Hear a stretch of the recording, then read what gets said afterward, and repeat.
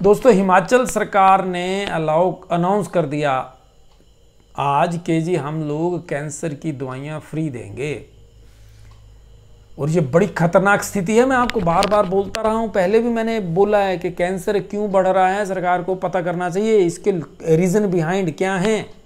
इस समय जो पूर्व उत्तर राज्य हैं उनमें भारत के नंबर 2 पर आ गया है हिमाचल प्रदेश कैंसर के मामलों में। घर घर ये कैंसर के पेशेंट्स बढ़ रहे हैं। क्यों हो रहा है ये कैंसर, इसके बारे में बहुत ज़्यादा रिसर्च की ज़रूरत है। प्रिकॉशंस कैसे रखनी चाहिए दवाइयों के अलावा भी, ताकि आने वाली जनरेशन्स कैंसर से बच सकें। ये सारे किसकी जिम्मेदारी है? ये सारे कदम उठाने की सरकार की जिम्मेदारी है। सिर्फ दवाइयाँ सस्ती करके कुछ नहीं होगा।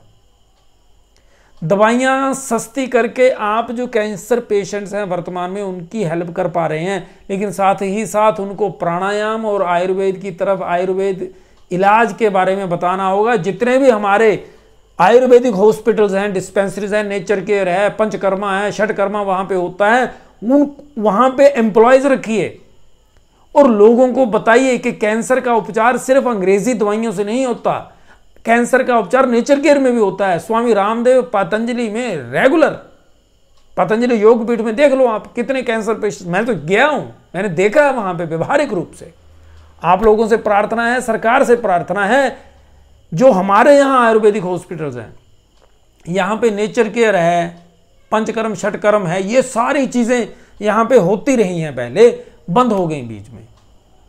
सरकार को उन चीजों को वापस लाना चाहिए। ये लड़ाई नहीं है एलोपैथी और आयुर्वेद की, हमें क्यूमुलेटिव दोनों को इकट्ठे जोड़ करके काम करना है।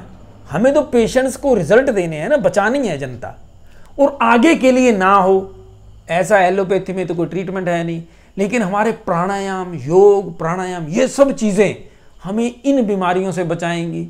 फिर जो फैमिली में है हमारे, हेरिडिटरी है कि एक को किसी को हुआ था, फिर आने वाले दिनों में दूसरे को, परिवार के बच्चों को हो जाएगा, आगे हो जाएगा। ये भी चीज ठीक होती है प्राणायाम से, योग करने से।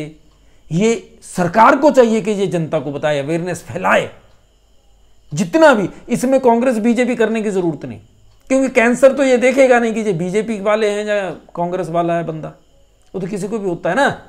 तो अगर योग के प्रति कांग्रेस का नेगेटिव रवैया भी रहा है तो आप उसको सकारात्मक बनाइए धीरे धीरे, क्योंकि कैंसर अगर किसी कांग्रेसी नेता को हो जाएगा तो उसको योग करना ही पड़ेगा। कैंसर का ट्रीटमेंट एलोपैथी में परमानेंट नहीं हो पाता।